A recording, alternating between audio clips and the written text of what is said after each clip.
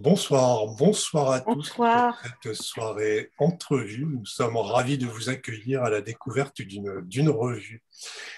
Une de plus, c'est une revue très particulière. Nous sommes en entrevue là pour travailler à faire connaître ces objets étranges que sont les revues, notamment par l'animation de notre site, l'organisation du Salon de la Revue et la publication de la Revue des Revues.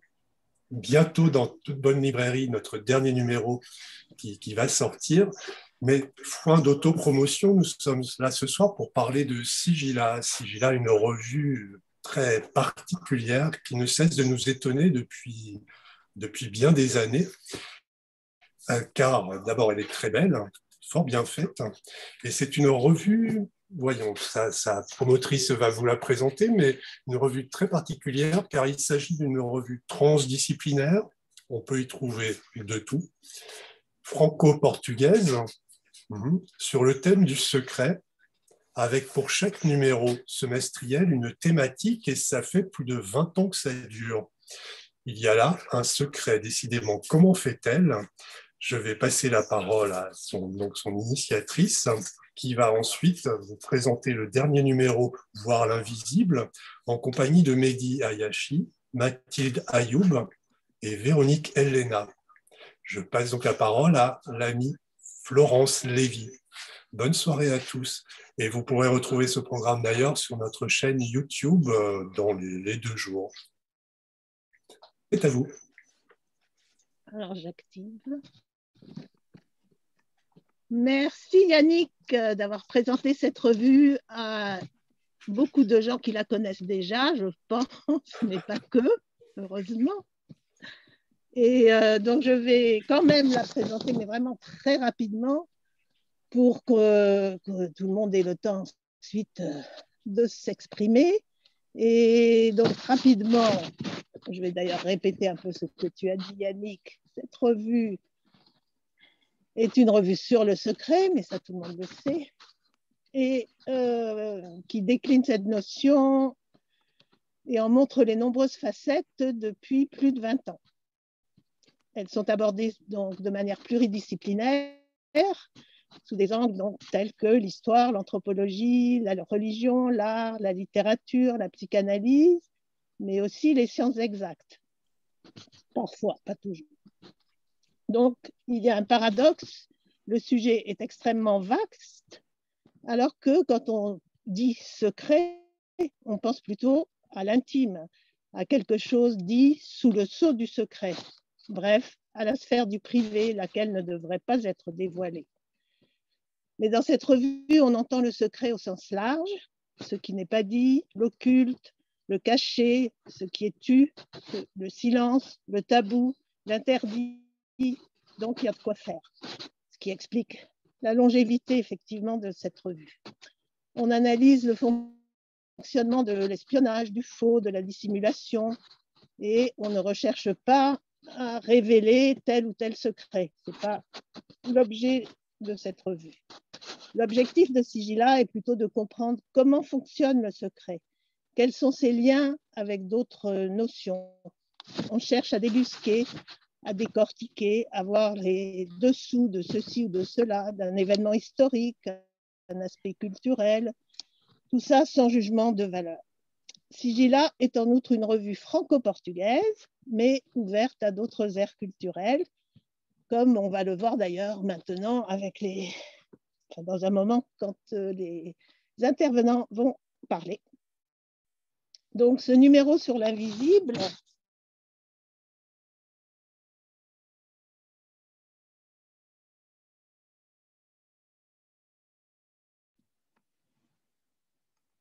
la reproduction, pardon, ça va?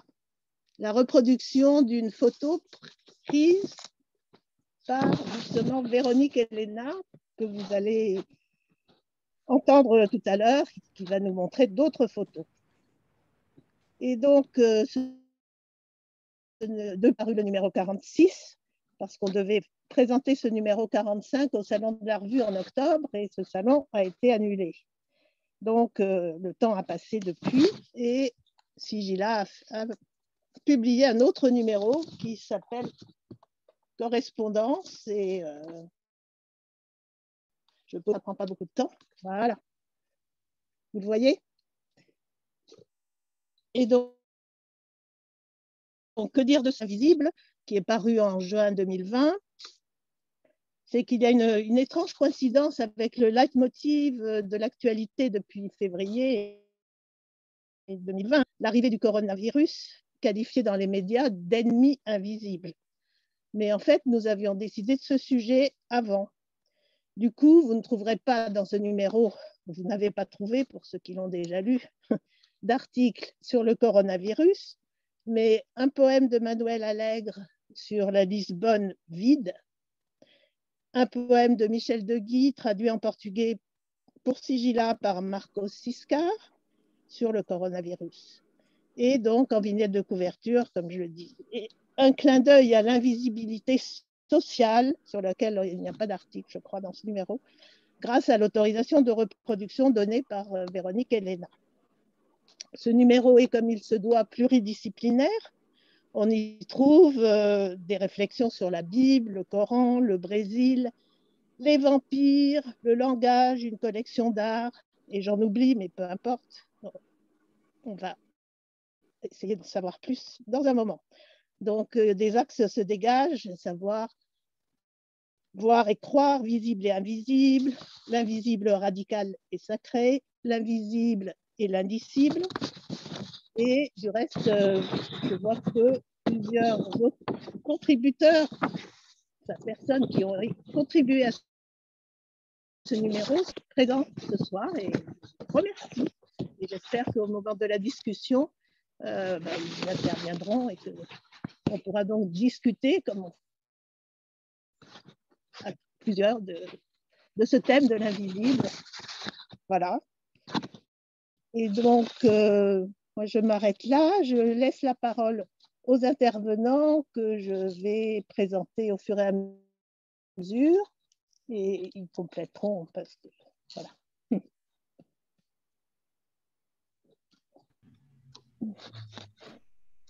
Donc, c'est Mathilde qui commence, je crois. Bonjour à tous. Merci de cette invitation. Je suis ravie de pouvoir passer cette soirée avec vous, même si c'est de manière virtuelle. Pour cette présentation, je vais vous partager mon écran. Donc je vais vous parler du texte de la nouvelle que j'ai écrite pour le numéro 45 de Sigilla, qui est un texte qui s'appelle L'Invisible Collection. Et c'est un texte que j'ai écrit il y a presque un an jour pour jour, parce que je me souviens que je devais le rendre à Florence le 5 mars. Donc je me souviens que c'était la deadline. Et c'est un texte que j'ai écrit alors que j'étais en résidence dans un endroit assez particulier qui s'appelle le Domaine M, qui est un lieu qui accueille des artistes et des chercheurs pour des résidences de travail et d'écriture. Et j'y étais pour travailler autour d'une collection d'archives que j'avais à ma disposition, que j'avais récoltée depuis plus d'une année de recherche, ça fait maintenant presque plus de 2, autour d'un musée, mais je ne vous en dis pas plus, et puis j'en reparlerai un tout petit peu après cette présentation. Est-ce que vous voyez mon écran ? L'histoire se passe dans un pays arabe, de ceux qui ont connu la guerre. Elle se déroule dans un musée d'art et d'antiquité. Un musée qui n'a pas simplement été pillé, mais vidé. Une collection qu'on a cachée, protégée, depuis la guerre et même avant. Alors qu'un musée est avant tout un lieu où l'on vient voir, il semble presque absurde que l'on puisse rendre invisible une partie de ses salles. C'est pourtant le cas de la collection d'art moderne fantôme de ce musée arabe. Un musée centenaire, un musée qui a connu les guerres, qui, plus d'une fois, a fermé ses portes et les a barricadées, a vidé ses vitrines, a enfoui ses objets dans des sacs de sable. Un musée qui, plus que de montrer, n'a fait que cacher.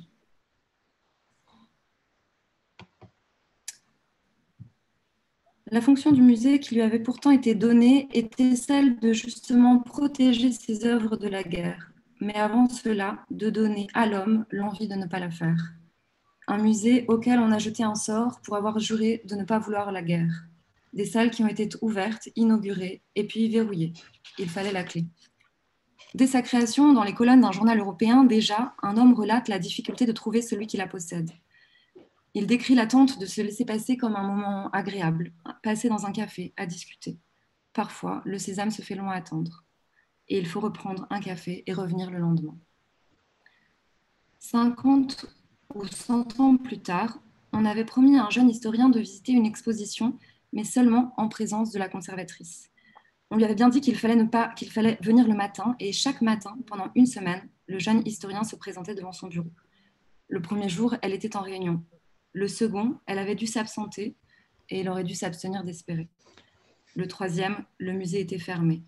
4, 5, 6 jours.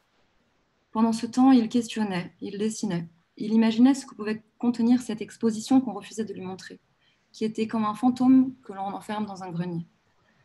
Cette conservatrice qui le fuyait. Et dans ses notes, on peut même lire qu'il avait arrêté de dormir le 4e, 5e et 6e jour. 6 jours, c'est la durée d'une guerre. 6 jours pour vider un musée. Un jeune artiste y exposait alors. Une exposition qui, selon l'historien, aurait pu déclencher la guerre. C'est pour cela qu'il cherchait tant à la visiter. Et c'est justement pour cela qu'on cherchait tant à la lui cacher. Au bout de 6 jours, le jeune historien dut prendre l'avion, sans avoir vu l'exposition. Qu'y avait-il derrière cette porte? Pourquoi tout le monde me refuse l'accès? Je regarde le truc de Mathilde. Quel truc de Mathilde? Il est en train Papa, de... tu peux enlever ton micro, s'il te plaît? Ah, pardon. Comment? Alors, attendez, je reviens un peu en avance. Voilà. Il se questionnait sur les raisons de cet évitement et pensait aux contes qu'on lui lisait quand il était enfant. À Barbe Bleue, surtout, à cette porte fermée à double tour qu'il ne faut surtout pas ouvrir. Était-ce là le secret de cette collection? Était-ce la raison pour laquelle on préférait faire comme si elle n'existait pas? Y avait-il des choses qu'on préférait ne pas voir, ne pas montrer, car elles risquaient de révéler une certaine cruauté? Ou alors une liberté impossible? Cette invisibilité signifiait certainement un danger. Mais un danger pour qui? Que fallait-il protéger? Celui qui verrait les œuvres ou les œuvres elles-mêmes? Était-ce les œuvres qui étaient dangereuses ou le visiteur qui le mettrait en danger? Des années plus tard, l'historien retrouva l'artiste. Il déroula la pellicule de photographie de l'exposition qui n'a duré que 6 jours, le temps d'une guerre.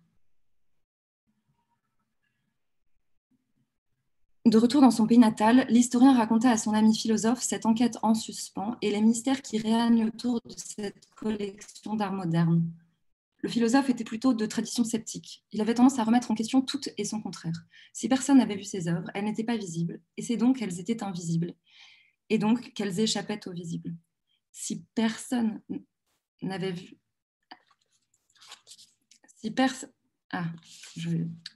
Si personne n'avait vu ces œuvres, elles n'étaient pas visibles, et c'est donc qu'elles étaient invisibles, et donc qu'elles échappaient au visible. Et si elles n'étaient pas dans le monde visible, elles étaient sûrement en dehors du monde du réel. Il citait les anciens et les modernes pour convaincre l'historien de sa théorie.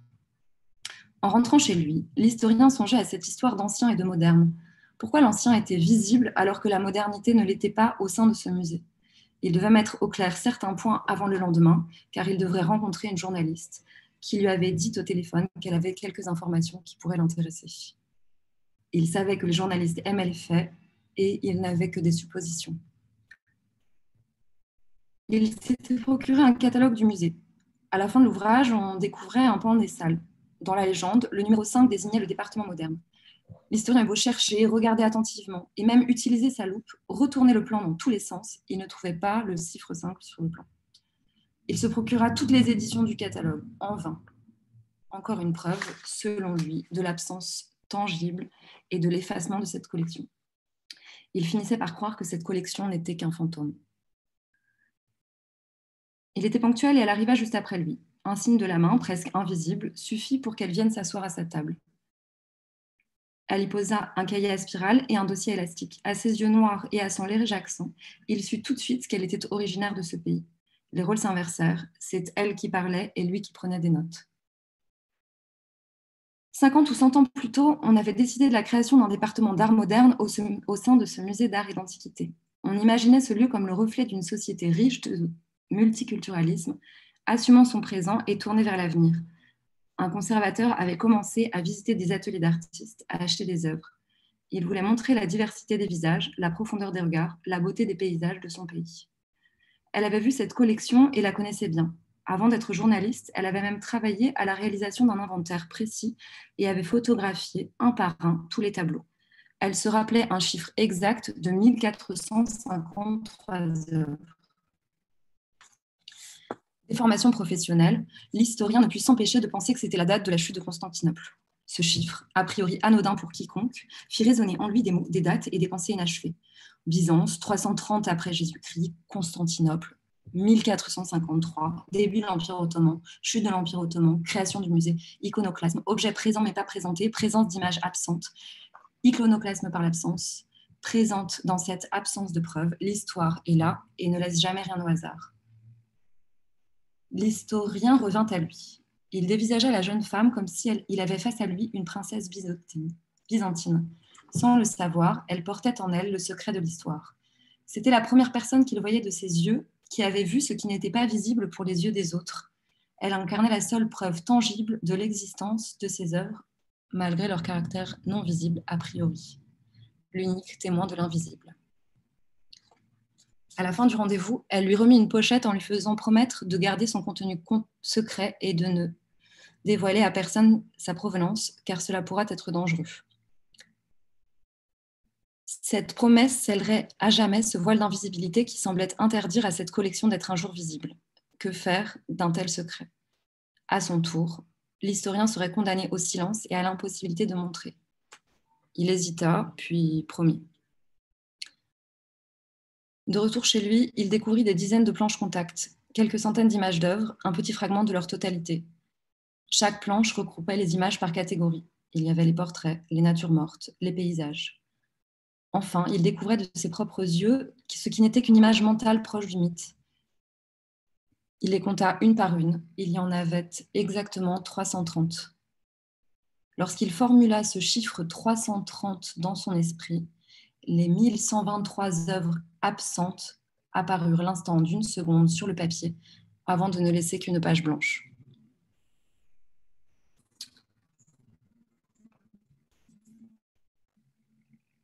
Donc voilà, merci. J'ai donc fini cette lecture.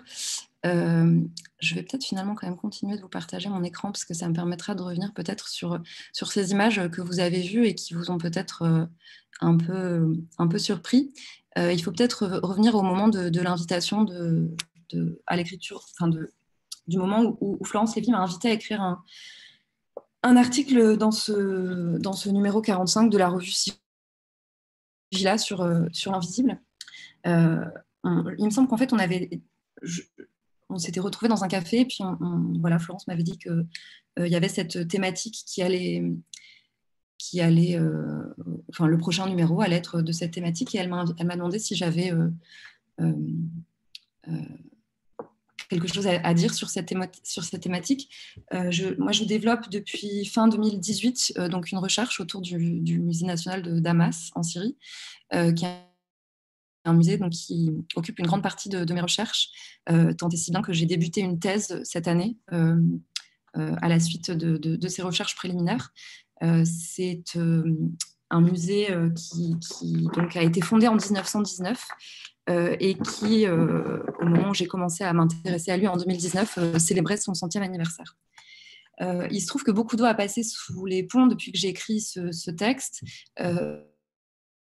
notamment puisque j'étais donc en résidence de recherche et d'écriture et que j'ai donc depuis publié un livre aux éditions Zaman Books qui s'appelle « Préface à un livre pour un musée syrien » et qui est un livre qui rassemble à la fois des documents et des archives autour de l'histoire de ce musée racontée par ces catalogues. Et donc, vous l'aurez peut-être compris, mais ce récit que j'ai écrit dans Sigilla a évidemment une forme de fiction, une forme de narration fictive, et en même temps, il est aussi une construction fictive d'une certaine, peut-être on pourrait dire une autofiction. C'est un récit que j'ai écrit aussi en travaillant avec toutes ces images que vous avez vues, et finalement, je trouvais qu'il était peut-être intéressant de vous les faire voir, même si la thématique de ce numéro était plutôt l'invisible. Pardon ? Oui, Gilles. Il y a quelqu'un dont on entend quelqu'un qui n'a pas désactivé son micro. Et donc voilà, donc ce que vous avez vu, ce sont à la fois des photographies d'archives. Ici, on a des photographies d'archives qui sont à l'intérieur du musée, des photographies certaines. Cette collection, je l'ai trouvée sur eBay. C'est une série de collections d'archives, enfin de photographies d'archives qui a été prise dans les années 60 au musée et que j'ai trouvée sur eBay. Et donc, au fur et à mesure de cette recherche, comme l'historien dans cette narration, j'ai vraiment découvert ou cherché à percer le mystère de la collection d'art moderne qui, en effet, est une collection qui a été créée dans ce musée, mais qui reste aujourd'hui très, très peu documentée et très peu valorisée. Bien sûr, le contexte actuel syrien est particulier. Et donc, c'est sur cette collection d'art moderne que j'ai débuté une thèse de recherche en recherche par le projet à l'Université de Cergy et l'Institut national du patrimoine cette année. Donc voilà, je ne voudrais pas prendre trop de temps par rapport, je repasse peut-être en vitesse sur ces archives. Je tiens à dire qu'il y a de la construction fictive dans ces archives, c'est-à-dire que, comme vous pouvez vous en douter, certaines archives ne sont pas la photographie de l'historien en train de visiter l'exposition, mais c'est plutôt les archives que j'avais à ma disposition et avec lesquelles je travaille toujours aujourd'hui. Et peut-être pour conclure, une dernière vue peut-être de ces œuvres qui composent cette collection et qui n'est donc qu'un fragment de celle auquel j'ai accès. Voilà, je vous remercie beaucoup et je laisse peut-être Florence reprendre la parole.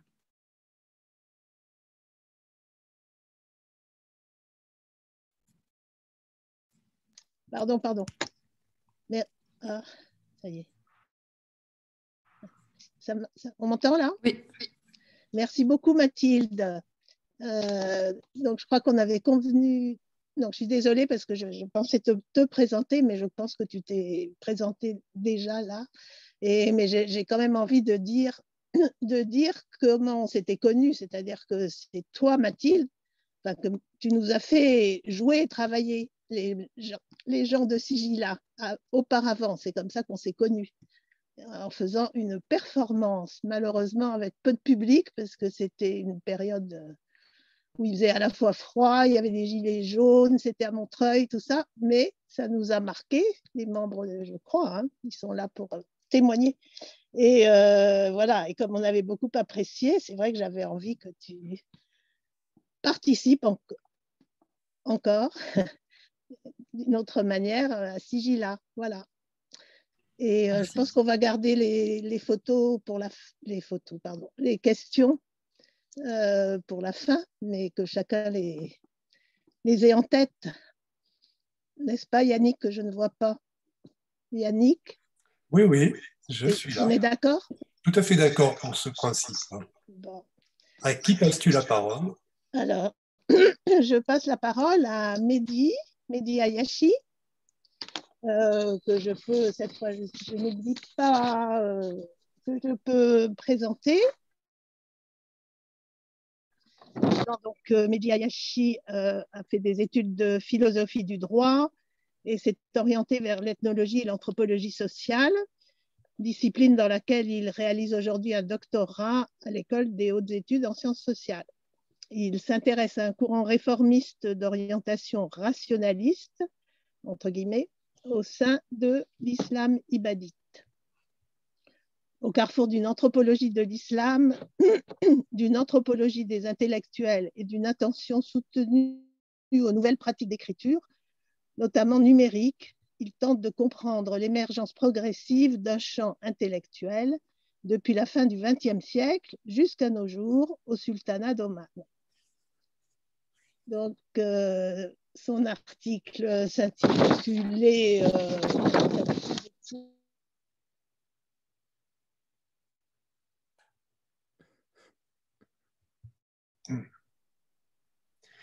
Eh bien, écoutez, cher Mehdi, je vous propose de saisir la parole. Florence, je proposais à Mehdi de finir sa présentation. Très bien, très bien. Bonsoir à toutes et à tous. Merci beaucoup pour cette invitation. Merci à Florence Lévy et au comité de rédaction de Sigilla de m'avoir permis d'écrire dans cette très belle revue. Merci à Entrevue aussi de nous accueillir ce soir. Je ne vais pas me présenter plus que ça. Tout a été dit. Je suis en doctorat d'anthropologie. Je travaille sur le sultanat d'Oman et sur les intellectuels et l'espace public au sultanat d'Oman. Je ne vais pas revenir sur le contenu de mon article, mais je vais essayer peut-être de préciser pourquoi je me suis senti concerné par cette question de l'invisible quand Florence m'en a parlé, et puis peut-être aussi tenter d'expliciter ce qui reste implicite tout au long de cet article et qui pourtant justifie son insertion dans un numéro consacré à l'invisible. Alors, peut-être qu'il serait intéressant de rappeler qu'une des plus anciennes intuitions finalement de l'anthropologie, depuis Edward Taylor jusqu'à aujourd'hui, des gens comme Maurice Godelier ou Charles Stepanov, c'est qu'il existe dans toutes les sociétés un domaine de pratique et de discours qui a trait à ce qu'on pourrait justement nommer l'invisible. C'est dire qu'en somme que dans chaque société, société détermine chaque fois un certain rapport singulier à l'invisible et qu'à chaque fois, s'il s'agissait de comprendre ce rapport, on devrait se poser deux séries de questions. La première, ce serait de savoir quel est cet invisible. De quoi est-il fait? Quelle est son extension? Quels sont les êtres qui le peuplent? Quel genre de relation entretient-on avec ces êtres? Comment influe-t-il sur le cours des existences humaines? Comment peut-on s'adresser à eux aussi, entrer en contact avec eux pour voir les mobiliser, pour qu'ils nous aident et qu'ils nous soutiennent dans nos desseins? Ça, ce serait une première série de questions qu'il faudrait poser. La deuxième série de questions, ce serait celle de se demander qui a le droit dans une société de dire ce qu'est l'invisible. C'est-à-dire qui est légitime ou compétent pour commercer avec les êtres et les choses de l'invisible. Au fond, ça serait se demander comment différentes sociétés régulent les modes d'accès à l'invisible. Est-ce qu'une classe d'individus monopolise les conditions d'accès à l'invisible? Est-ce qu'une classe d'individus ou un individu en particulier se réserve par exemple le droit de commercer avec l'invisible? Donc deux grandes séries de questions sur lesquelles je vais revenir rapidement après. Et là je renverse leur ordre. Qui peut parler de l'invisible?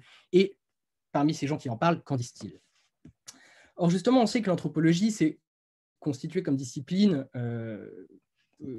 en s'intéressant à ce qu'on appelait à l'époque des sociétés primitives, des sociétés sans écriture, des sociétés sans histoire, et qu'il y a eu ce partage disciplinaire entre la sociologie qui s'intéressait aux sociétés modernes et l'anthropologie plutôt aux sociétés lointaines, disons.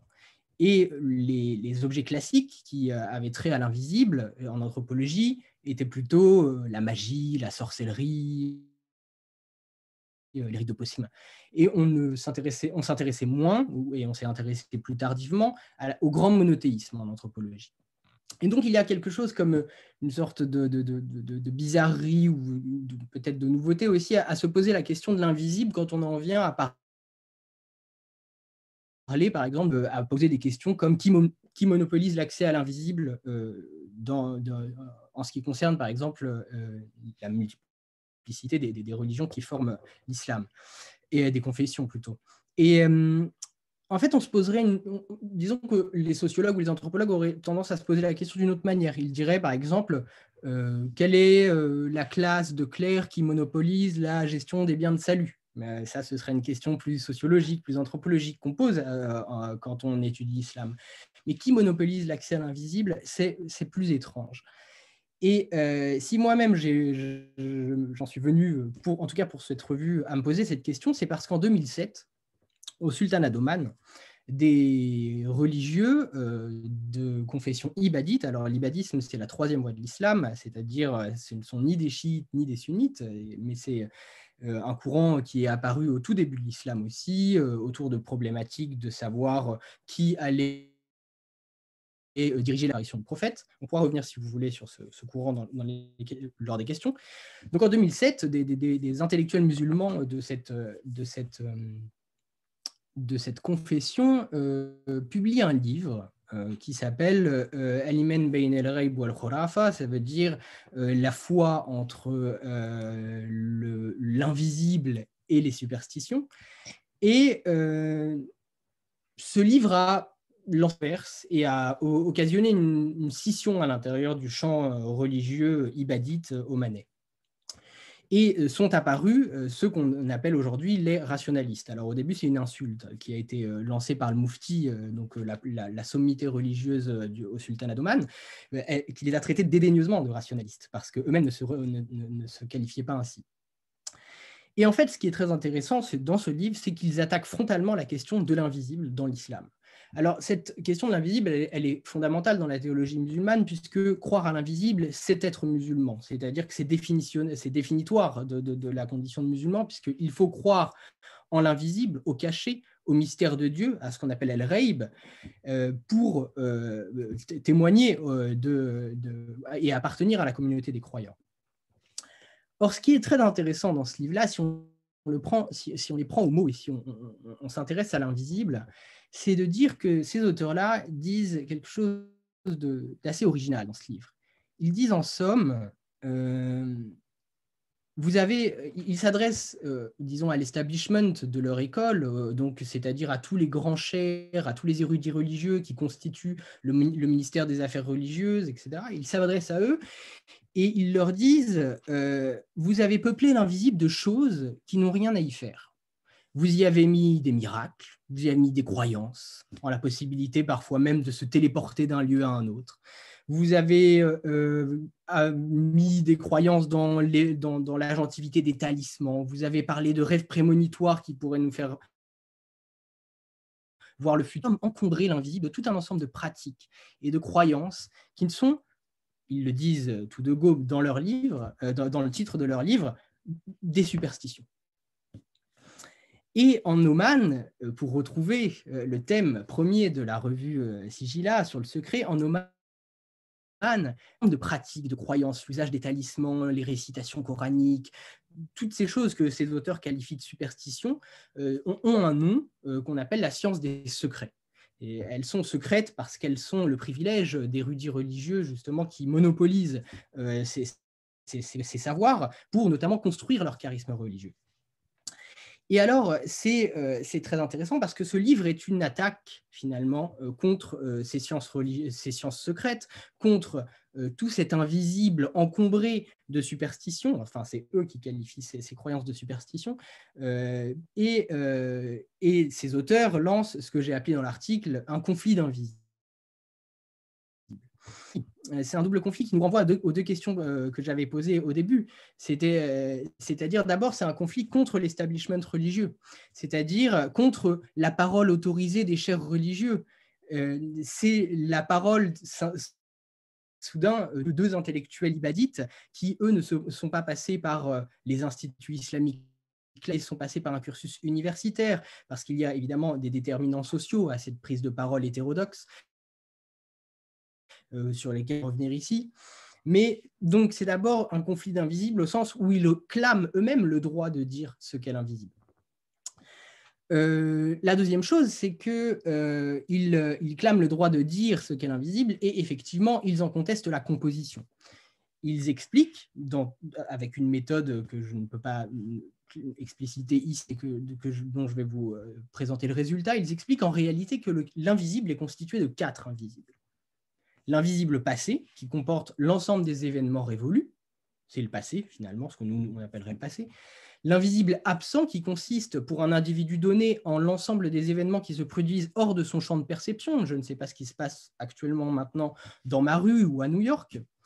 L'invisible futur ou à venir, ça c'est l'ensemble des événements qui ne se sont pas encore produits mais qui vont se produire au fil du temps. Et le dernier type d'invisible, c'est l'invisible absolu, el-Ghaib el-Mutlaq, c'est-à-dire celui qui n'est connu que de Dieu, qui est le mystère et qui a été révélé en partie dans le Coran. Et ce qu'il y a d'intéressant là-dedans, c'est que selon eux, seul l'invisible absolu, celui qui relève de la compétence de Dieu, de son mystère, est objet de croyance et de foi. Et ils vont redéfinir toute cette foi comme une foi éthique, qui a trait à cet invisible absolu.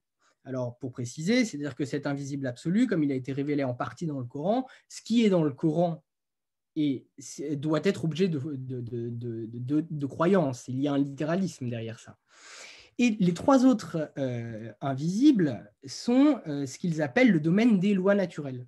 Et là encore, ils en reviennent au Coran. Le Coran invite tous les croyants à pratiquer, à pratiquer la science, à devenir des gens cultivés, à étudier les sciences expérimentales, les sciences modernes, à faire des mathématiques, de la physique, à se consacrer à l'exploration et à la connaissance de ces lois naturelles qui sont aussi l'œuvre de Dieu.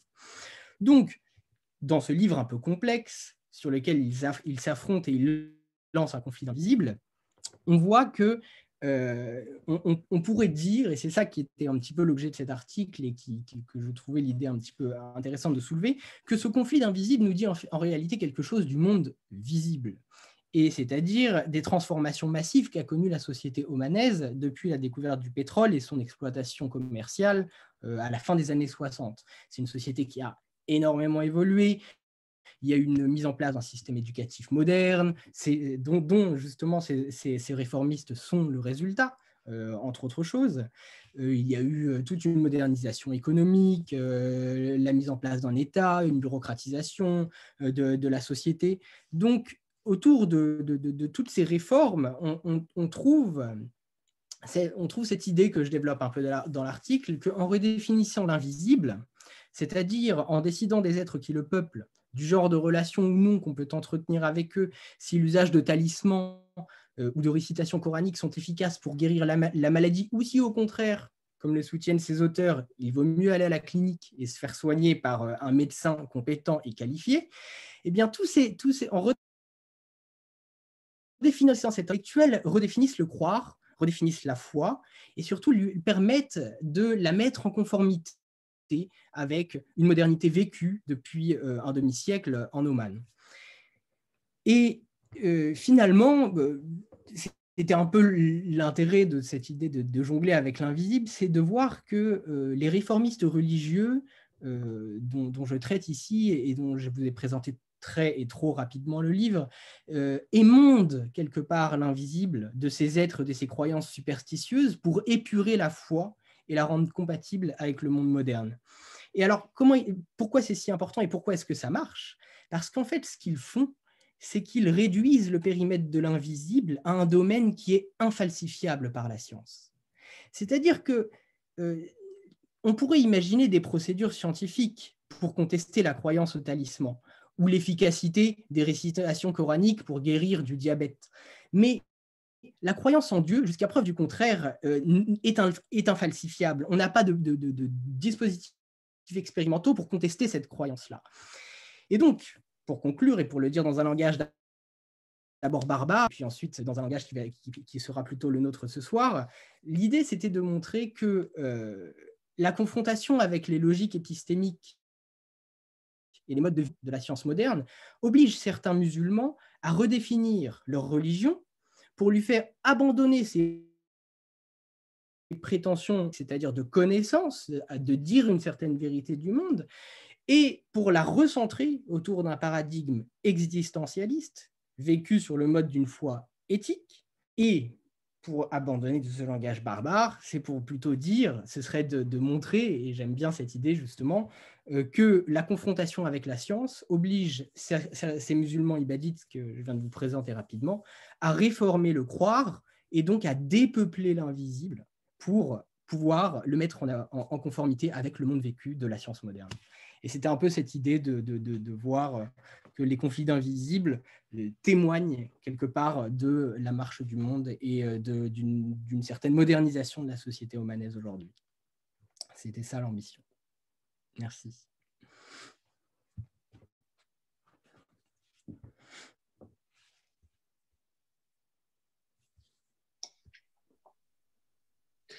Eh bien, merci, cher Mehdi. Florence, veux-tu rebondir ou passer par une transition habile la parole? Merci beaucoup, Mehdi. C'est vrai que ça rendait plus clair. C'est pas que l'article n'était pas clair, mais il est quand même compliqué pour des gens comme moi qui connaissent pas bien le sujet. Sujet un peu d'actualité, je crois. En ce moment. Bon. Et donc, vu qu'il est déjà 8h moins 20, Donc, comme on a dit tout à l'heure, chacun garde ses questions pour la fin et je passe donc la parole à Véronique Elena, que je peux présenter en disant donc qu'elle est artiste plasticienne, photographe, formée à l'École nationale supérieure des arts visuels de la Cambre à Bruxelles, dans l'atelier de photographie. Ses œuvres entrent dans de nombreuses collections publiques, Centre Pompidou, Fonds national d'art contemporain, FRAC Île-de-France, collection privée aussi, collection Florence et Damien Bachelot. Lauréat du prix de Rome et pensionnaire à la Villa Médicis en 2008. Elle expose aux Rencontres d'Arles en 2009.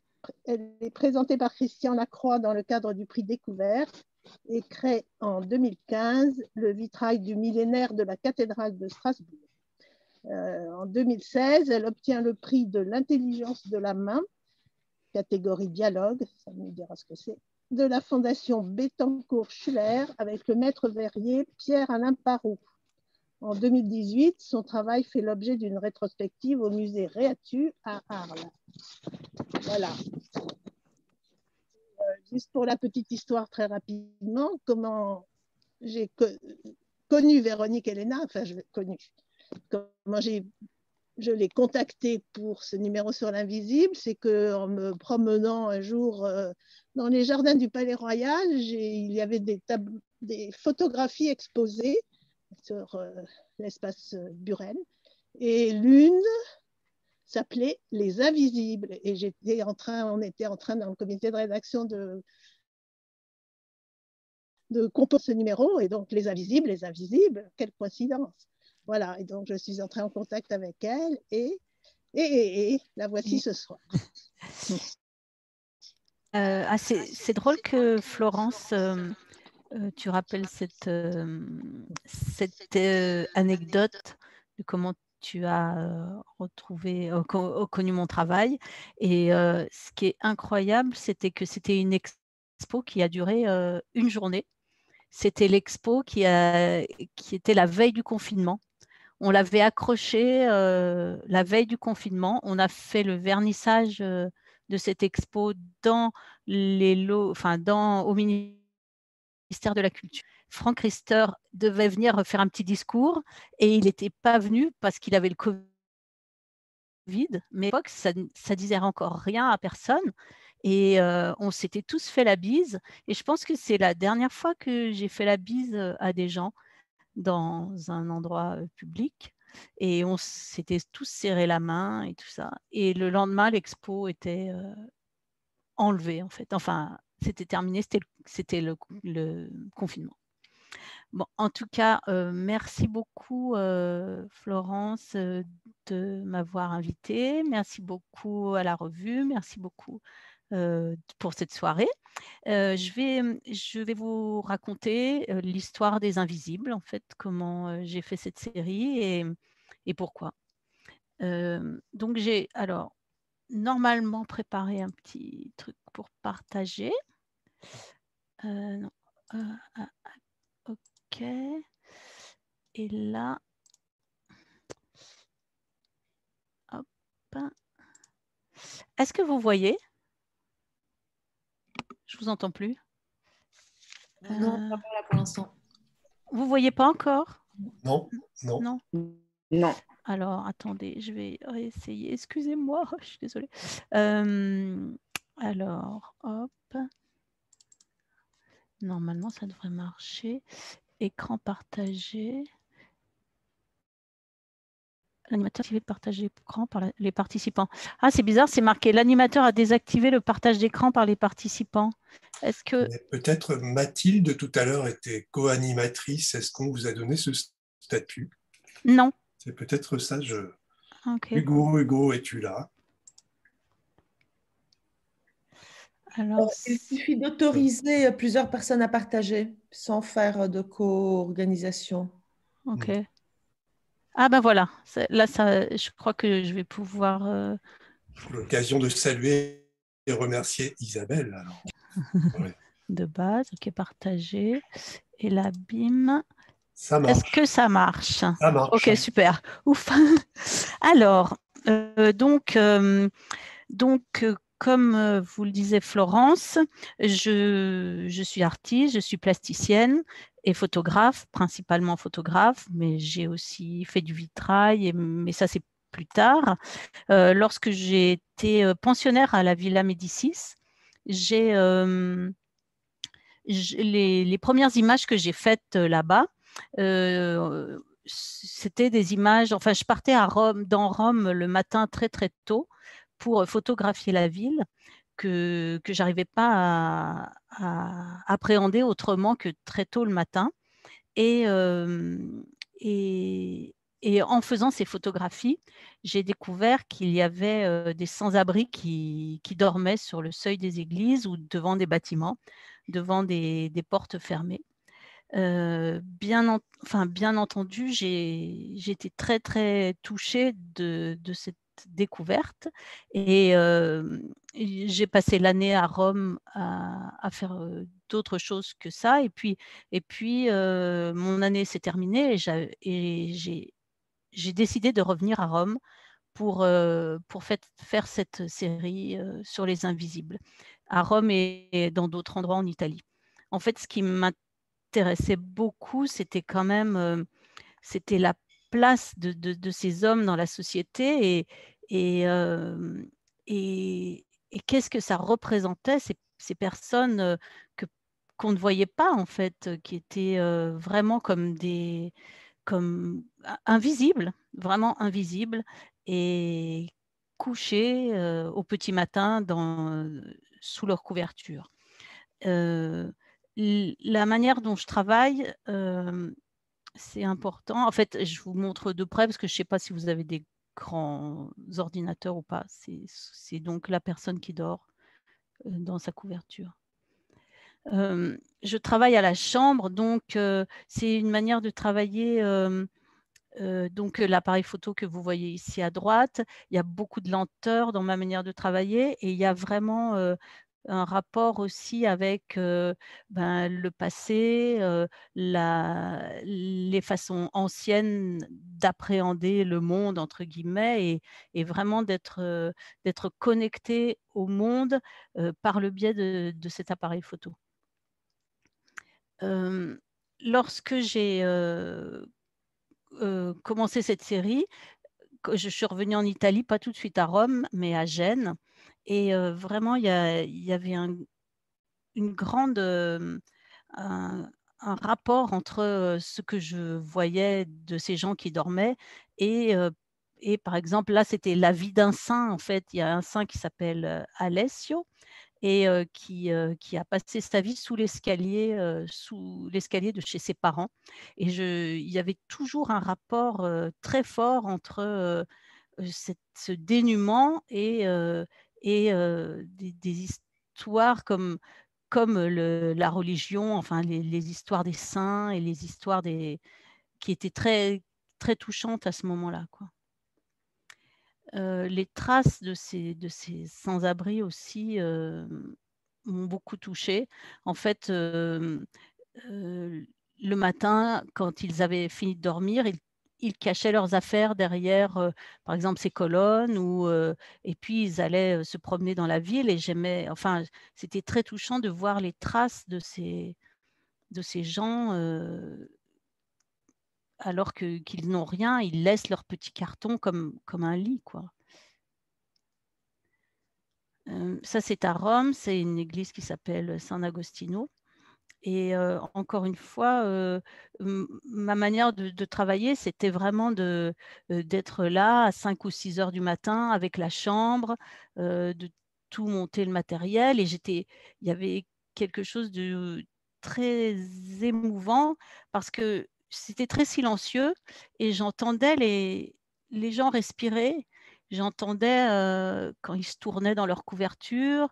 C'était vraiment puissant comme série à faire, enfin, et très, très remuant. Il y avait vraiment toujours ces portes complètement fermées, ces architectures magnifiques qui les protègent quelque part, mais en fait, ils sont très peu protégés. Ils sont complètement dans le plus grand dénuement, mais ils sont quand même devant ces portes où ils ont l'impression qu'on les protège un peu, quoi. Encore une fois, ici, c'est toujours San Agostino. C'est une église que j'aime beaucoup dans Rome. Et là, c'est la dame qui est là toute la journée assise sur sa petite couverture. Entre midi et deux, l'église ferme et la dame va manger, en fait. Et elle laisse sa petite couverture et revient quand l'église ouvre. Quand j'ai fait cette série, je suis allée à Naples et je voulais voir absolument cette sculpture. En fait, c'est Cristo Velato, c'est à la chapelle San Severo à Naples.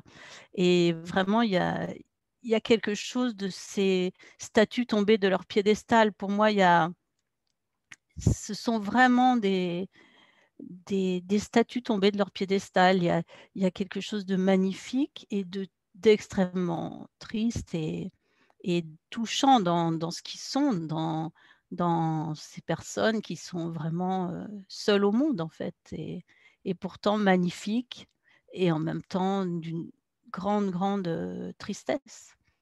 Et les deux ensemble produisent quelque chose qui m'a énormément émue et énormément. J'ai voulu dire leur vie, quoi. J'ai voulu dire quelque chose sur eux, quoi. Oui, on était encore à Rome. Ici, on est à nouveau à Rome, à Santa Maria sopra Minerva. Et voilà, encore une fois, le coucher de soleil, le lever de soleil qu'on voit dans la verrière et la personne qui dort, quasiment invisible.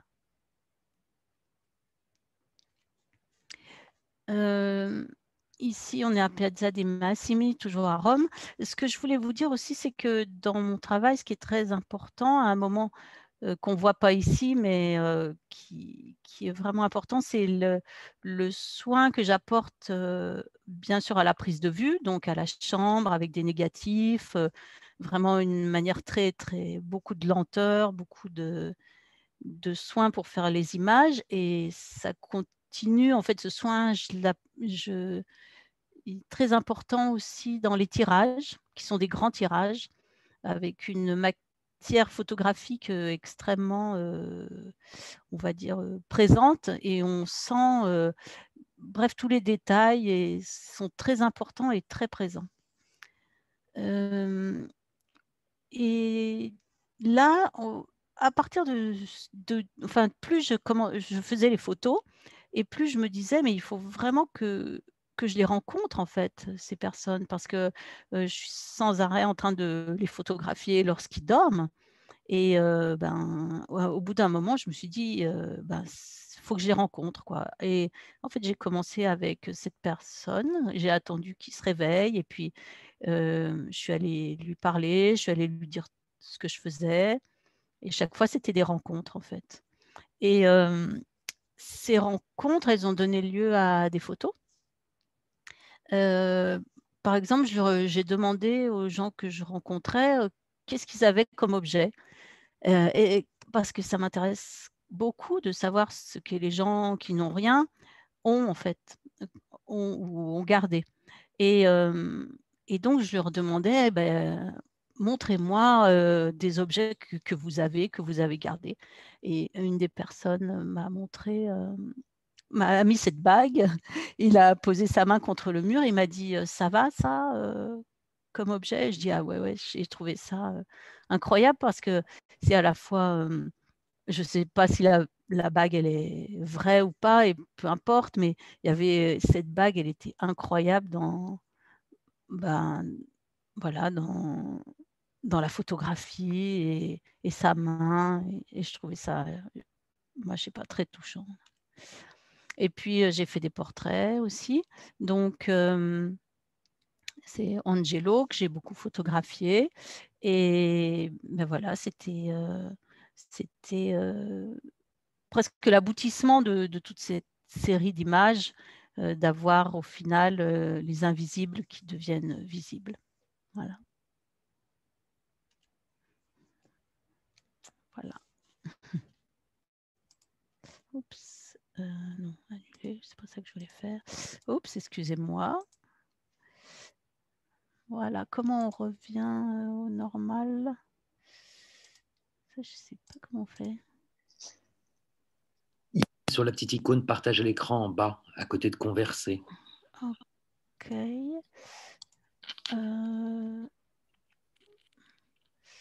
Oups. Non, arrêtez, voilà. Ok. Oups. Alors, qu'est-ce que j'ai fait comme bêtise? Est-ce que vous me voyez? Non, voilà. Mais là, on voit toujours un écran. Ah oui, mais sauf que c'est pas à moi, cet écran. Trop bizarre. C'est l'écran de Isabelle Baladier. Ok, c'était pas moi. Ah, c'est très étrange. Non. Voilà. Ok. Donc, ben voilà. Ben voilà, comme la série des Invisibles, ça fonctionne vraiment sur le fait de montrer des gens qui sont là, qui sont pourtant bien là, mais qu'on ne peut plus ou qu'on ne veut plus, qu'on ne peut pas voir, quoi. Tellement tellement ça soulève de questions ou de remise en question ou de malaise. Voilà. Voilà.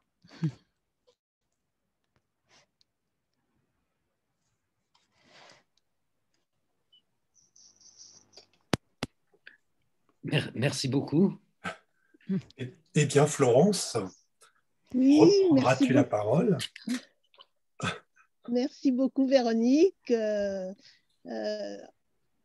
Ces photos sont formidables. Voilà. Merci. Merci. Et en plus, bon, à Rome, ville que j'aime beaucoup. Mais bon. Mais je me demandais comment tu faisais pour... Enfin, s'il n'y avait pas de problème avec les gens que tu prenais en photo. J'ai jamais eu de problème avec les gens que je prenais en photo. J'ai beaucoup, au contraire, échangé, discuté avec eux. Ça a été des moments très, très intenses de partage, en fait. Et où c'était parfois compliqué parce que je savais des fois pas si j'étais juste ou si c'était bien que je sois là, mais partager vraiment des moments, des repas, des discussions, comme, enfin, oui, comme avec n'importe qui, sauf que c'était des sans-abri, quoi.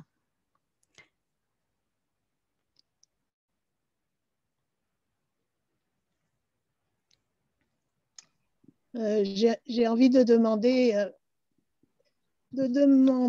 à tous ceux qui sont là s'il y a des questions, donc non seulement pour Véronique, mais pour Mathilde et pour Mehdi, déjà. Parce que j'avoue, je ne sais pas s'il y avait, à part l'invisible, quel est le lien entre les trois communicants, mais bon, voilà, c'est une question qui permet peut-être qu'on discute.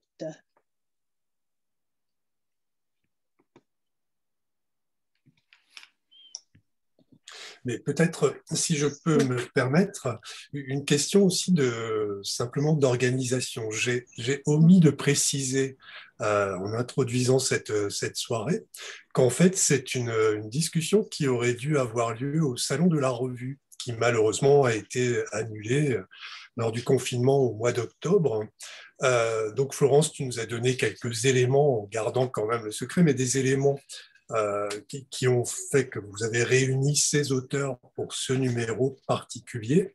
Mais est-ce que vous vous êtes rencontrés en amont ou rencontrés depuis virtuellement ou pour de vrai? Décidément, je n'aime pas le mot présentiel.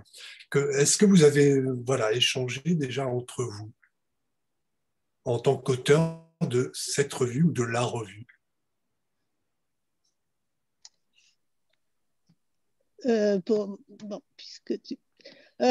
Oui, effectivement, plus en pas vrai qu'en vrai. On s'est jamais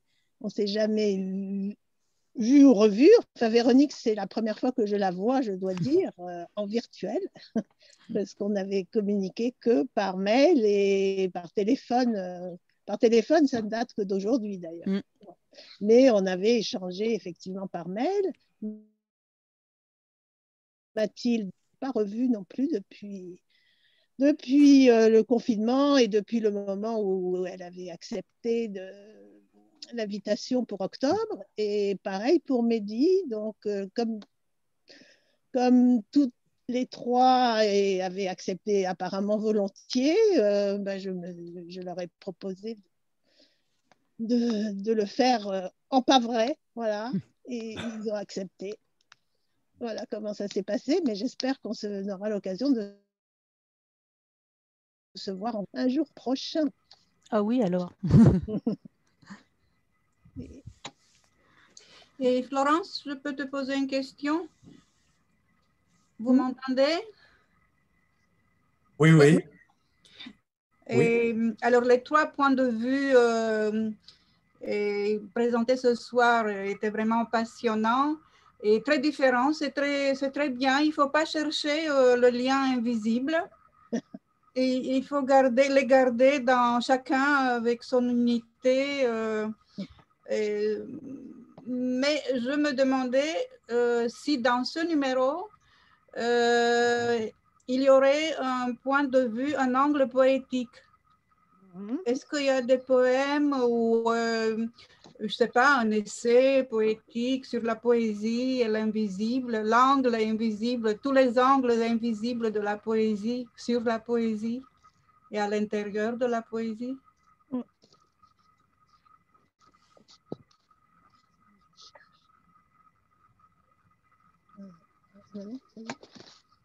Bien sûr, comme dans tous les numéros de Sigilla, il y a des poèmes sur le thème, sur le secret, sur le thème du numéro. Et donc, là, je regarde parce que je me souviens plus comme ça. Mais donc, on a publié un poème de Rainer Maria Rilke qui s'intitule « C'est presque l'invisible qui luit ». Je peux le lire, mais il y a aussi des poèmes en portugais, puisqu'on essaye toujours de mettre des poèmes de langue portugaise. Donc, un poème de Ana Luisa Amaral, qui est une poète contemporaine, traduit par Catherine Dumas, qui est là ce soir, au Portugal. Voilà, il y a Louis Quintais. Enfin, je t'encourage à acheter la revue. Bah oui, voilà. Bien sûr, j'attends le moment parce que c'est l'une de mes revues préférées, tu sais, au salon. Quand on est chaque fois voisines au salon, nos stands sont voisins à côté l'un de l'autre. Dis-nous le titre, le nom de ta revue. Continuum. Voilà. Continuum. Et est-ce que les poèmes que tu publies sont en version bilingue en général? Oui. Oui? Oui. Portugais, français, oui.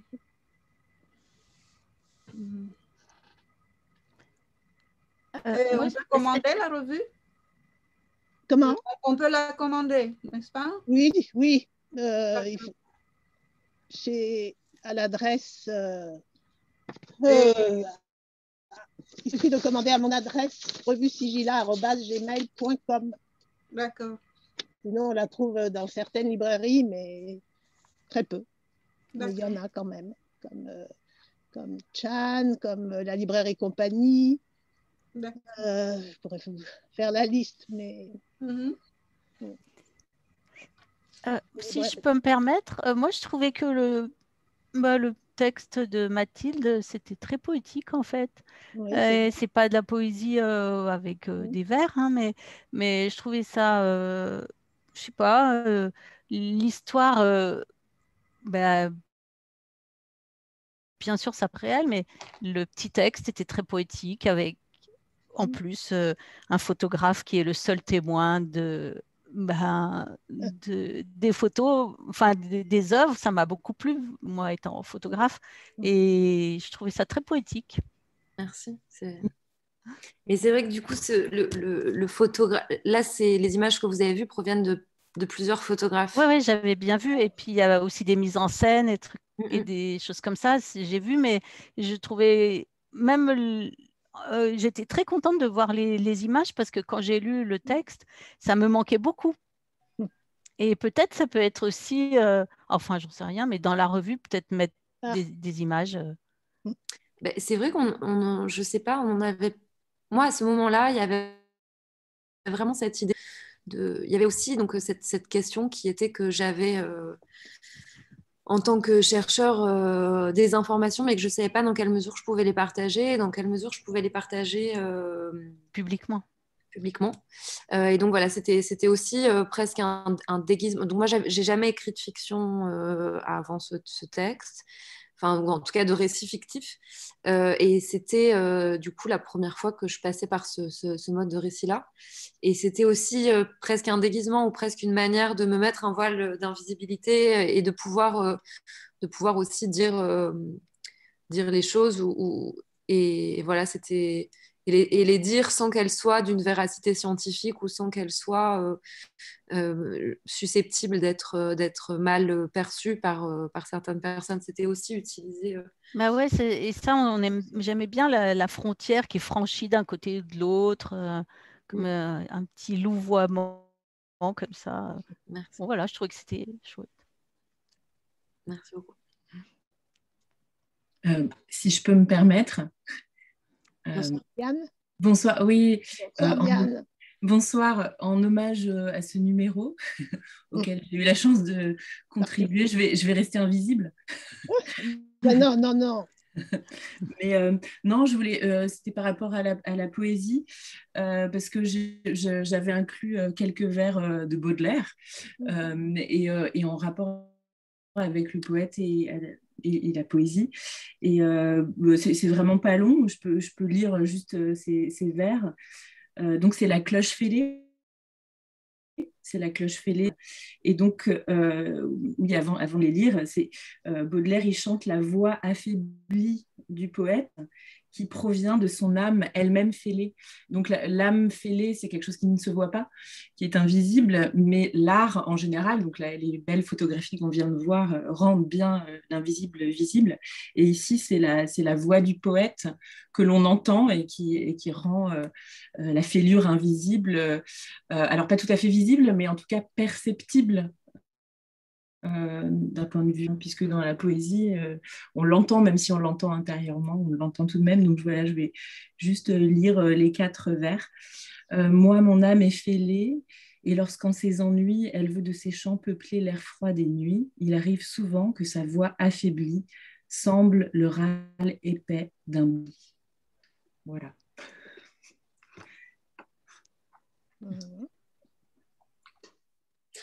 Eh bien, c'est très, très beau. Si vous permettez, je voulais rebondir également à partir de la poésie pour poser une question à Mehdi à propos de tous les propos que vous avez donnés sur les différents niveaux d'invisibilité à partir en fait de textes de droit eux-mêmes interprétant le Coran.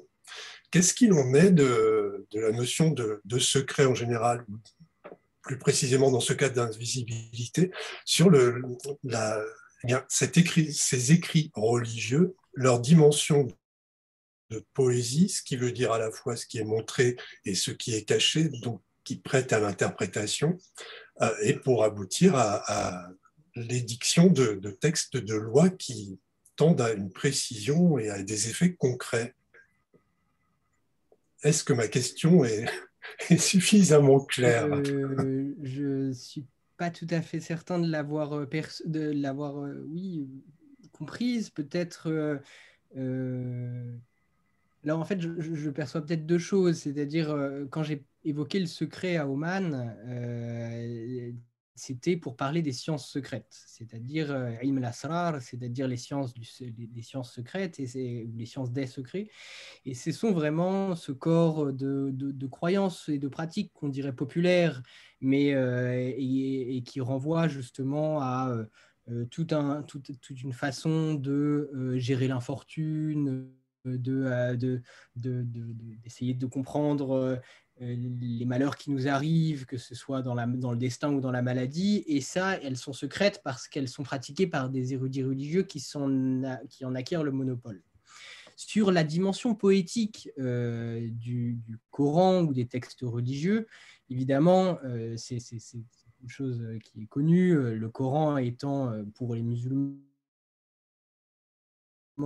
et quelle parole, enfin, vraiment, c'est-à-dire une parole parfaite dans son contenu et dans sa forme. Le Coran serait la forme poétique parfaite et d'où l'apprentissage par cœur et d'où aussi ce fond continu d'inspiration poétique. Et c'est vrai que cette question, du coup, là, je perçois plutôt votre question à travers ce prisme-là, c'est-à-dire comment un texte à la valence poétique si forte peut devenir une source normative et parfois régir des aspects si prosaïques et si presque ritualistes de l'existence. Et là, en fait, ça dépend beaucoup des interprètes, des exégètes du texte, c'est-à-dire que certains, par exemple, juste pour prendre l'exemple de mes réformistes ou des réformistes ibadites que j'évoque, ils font du texte coranique justement un texte qui n'a pas vocation à régir de façon minutieuse, détaillée, une espèce de casuistique générale l'existence des individus, mais au contraire, un texte qui doit être médité à la fois pour sa portée morale et éthique, parce qu'il est source toujours de découvertes morales et éthiques et un principe de guidance pour les actions quotidiennes, mais aussi, c'est vrai, pour sa beauté et pour ce qu'il dit du monde. Et il pourrait presque, à travers la méditation poétique accorder justement l'âme du religieux à la découverte des beautés du monde, à un sens de la justice et à ce genre de choses. Au contraire, par exemple, les opposants de ces réformistes obadites, en tout cas ceux à qui ils s'opposent, par exemple ceux qu'on appelle dans le langage endogène les salafistes, eh bien, ils vont avoir d'autres sources de normativité qui ne sont pas que le Coran, mais qui sont les dits et les actions du prophète, et qui, là, par contre, viennent régir des aspects très, très, très prosaïques et sont peut-être moins ressaisis à travers la beauté d'un langage supposé parfait. J'espère que j'ai pu répondre à votre question. En tout cas, ça ouvre des pistes de réflexion.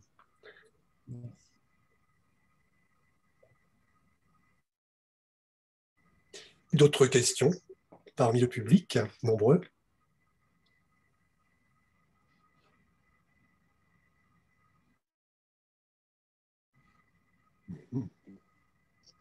Florence, est-ce que tu pourrais nous dévoiler ou bien tu veux le laisser dans l'invisible le sigillat? Ça reste un secret? Non, non, ça n'est pas un secret, mais de toute façon, mais c'est un peu tard si jamais tu voulais y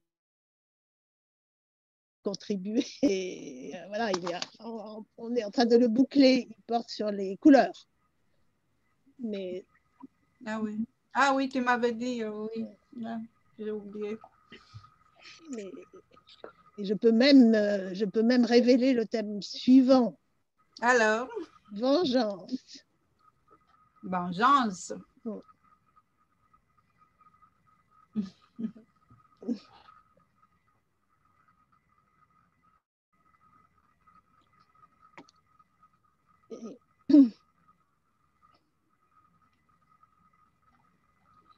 Bon. Mathilde, est-ce que Oui. Je voulais moi aussi te dire que je trouvais très chouette tout ce montage que tu as fait. Merci. Et est-ce que tu pourrais juste, en quelques mots, dire sur quoi va porter maintenant ta thèse? Est-ce que c'est une thèse ce musée de Damas, c'est vrai que ça reste très mystérieux. Donc, est-ce que... Oui, donc j'ai un peu découvert plus de choses sur cette collection d'art moderne depuis que j'ai écrit cet article. Mais l'idée, c'est d'écrire une thèse, comme il y a une impossibilité aujourd'hui de se rendre, de voyager et même de se rendre aussi à Damas. L'idée, c'est de chercher de documenter la mémoire de cette collection d'art moderne en dehors des frontières du musée et de voir comment soit des artistes qui seraient en exil, soit finalement c'est comment l'institution se raconte, comment l'institution est racontée par d'autres acteurs qu'elle-même. Pour l'instant, dans un premier temps, pour cette première année, c'est essayer vraiment de documenter cette collection par les récits des personnes qui y sont passées. Et après, l'idée, on navigue un peu à vue quand on fait ce genre de projet de recherche, puisque pour l'heure, c'est compliqué de se rendre sur place et d'avoir accès à cette collection, puisque donc les tentatives précédentes ont échoué, donc j'espère qu'il y en aura d'autres qui permettront d'en savoir plus. Mais voilà, l'idée, c'est de raconter à la fois, donc avec ces œuvres que j'ai et que je vous ai montrées, qui est un fragment, mais c'est aussi voir quels artistes ont exposé, essayer de trouver des documents d'archives, essayer aussi de réaliser une série d'entretiens autour de ce musée pour cette première année.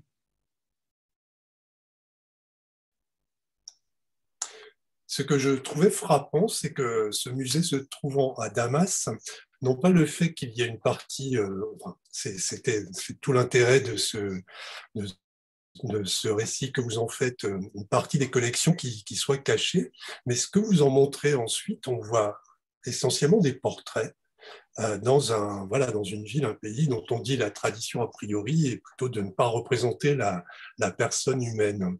Donc c'est pour ça que je trouve ça tisse beaucoup de liens entre vos différentes interventions. Et là, je souhaitais poser une question peut-être sur les secrets de l'artiste à Véronique Elena, sur les choix que vous avez faits après coup. C'est-à-dire qu'on connaît la beauté des villes italiennes, n'est-ce pas, Isabelle? La ville de Rome, que j'ai découverte récemment, offre beaucoup de beauté par rapport au choix que vous faites d'abord du cadrage, puisque vous en gardez. Parce qu'en fait, les avez montrées sont très belles, et je dirais même picturales.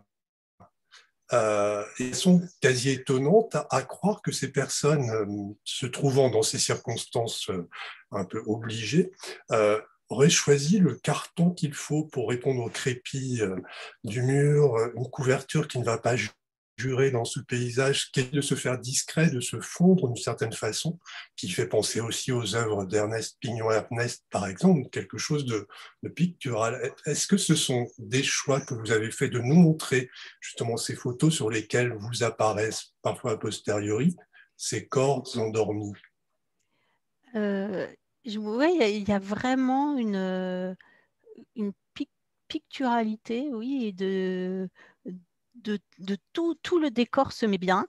Et les couvertures, par exemple, c'est souvent des couvertures données par l'Armée du Salut ou des aides religieuses. Donc, c'est des couvertures un peu, comment on va dire, qui se ressemblent un peu, qui sont un peu marron ou qui sont un peu... c'est pas... effectivement, il y avait des sans-abri avec des sacs de couchage un peu colorés. Et effectivement, j'ai pas pris les photos, j'ai pas gardé ces photos-là, c'est vrai. Mais quand même, la grande majorité des sans-abri ont des couvertures ou les cartons, c'est couleur carton, hein, et les couvertures sont comme elles sont données comme ça, c'est une teinte. Et il y a la lumière aussi, qui est la lumière de 5 heures du matin, 6 heures du matin italienne. qui englobe, enfin, c'est une lumière très particulière. Hein. C'est la lumière de l'aube et elle donne ce ton un tout petit peu entre le bleu et le doré. Et il y a aussi le fait que je travaille à la chambre et c'est très juste en face. Il n'y a pas de fioriture. Il y a le bâtiment qui est sublime, toujours, et les portes qui sont toujours belles. Et effectivement, quand les portes sont moins bien, peut-être je garde pas l'image. C'est vrai, je fais des choix pour que ce soit, comment on va dire, que ce soit qu'il y ait une perfection visuelle, en effet. C'est vrai. Et c'est réussi. C'est frappant. Bravo. Et c'était important que ce soit très beau pour aussi que le décalage entre leur dénuement et la tristesse de leur état, qui est les deux, quoi. Et même qu'on puisse passer devant les images sans les voir.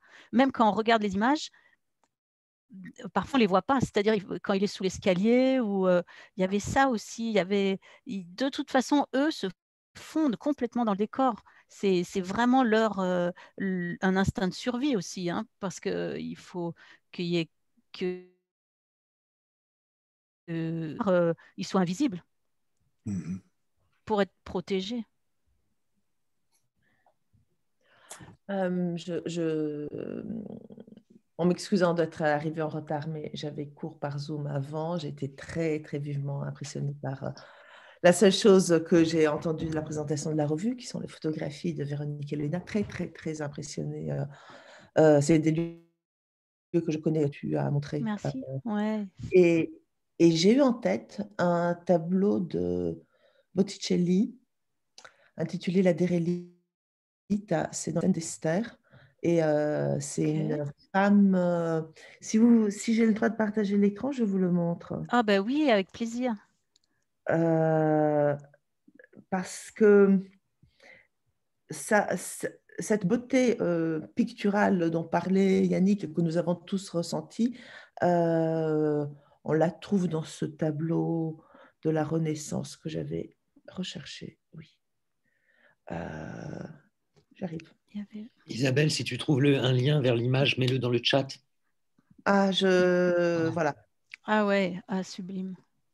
Et voilà, il y a les marches. Alors, elle est beaucoup plus présente, la figure féminine, c'est dans les histoires d'Esther.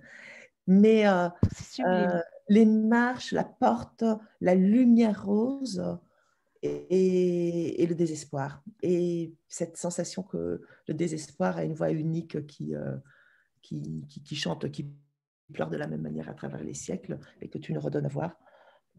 Mention spéciale pour celle que tu renvoyais à Saint-Alès, enfin, que tu illustrais par la Saint-Alessio. Oui, ça c'est à Gênes. Parce qu'il faut le chercher. Oui, il est sous l'escalier. Il vivait là, en fait. Il vivait là. Ouais. Merci. Bah, merci beaucoup. Elle est très belle, cette photo. Et d'ailleurs, c'est une photo de... C'est une photo. C'est une photo que tu viens de nous montrer. Ouais. C'est drôle. Botticelli. Et j'arrive pas à retrouver assez vite où se trouve le tableau que j'ai vu une fois, mais je connaissais pas du tout ce tableau parce que évidemment tout mon travail est très inspiré par la peinture. Je travaille beaucoup en me nourrissant de la peinture classique évidemment, mais ce tableau-là je le connaissais pas, il est sublime. C'est bien Botticelli. Je vais te retrouver le lien. Ok, super. Merci. Merci. De Hugo. Très beau. Merci beaucoup. Je t'en prie, suivre. Ouais. Et si vous en êtes d'accord, ce serait finir sur cette image de beauté. Qu'en penses-tu, Florence? Veux-tu dire quelques mots pour conclure? Écoute, je suis d'accord. Je viens de voir qu'effectivement, il est bientôt 20h30. Mais c'est vrai que je trouve que le temps a passé vite, que toutes les communications étaient très intéressantes, réussies. Je suis bien contente. Ben, voilà. Je ne sais pas bien aller mettre des... Peut-être que tout le monde ne connaît pas l'adresse mail de Sigilla, s'ils veulent communiquer, demander des choses. Donc, ça dans le chat, Florence. Oui, mais je veux bien faire. Je le mets dans discussion. Non. C'est fait. Ah, c'est fait, pardon. Ou alors, vous passez sur le site d'Entrevue, www.entrevue.org, où vous retrouvez l'annonce de cette soirée et toutes les coordonnées de la revue Sigilla. Voilà. En vous invitant d'ores et déjà, avant de pouvoir le faire en vrai, puisque Véronique parlait du temps des embrassades ou Mathilde du temps où on se réunissait dans les cafés, vous allez voir, ça va revenir, on va se retrouver et parler, discuter, échanger ensemble. Pour l'heure, dans 14 jours précisément, nous vous proposerons une rencontre là, avec une revue de poésie, de la poésie moderne, résolument contemporaine, avec Cockpit de Christophe Fiat et Charlotte Roland. Le salon de la revue va commencer de se préparer. Alors, nous sommes en plein déménagement à Entrevue, mais il doit se tenir. On va travailler en ce sens les 15, 16 et 17 octobre prochains. Voilà, que dire de plus? Sinon, portez-vous bien, lisez bien, créez, parlez, échangez autant que possible. Et à bientôt pour de vrai. Merci. Bonsoir et merci à tous. Merci encore, Yannick, Entrevue. Merci. Merci beaucoup.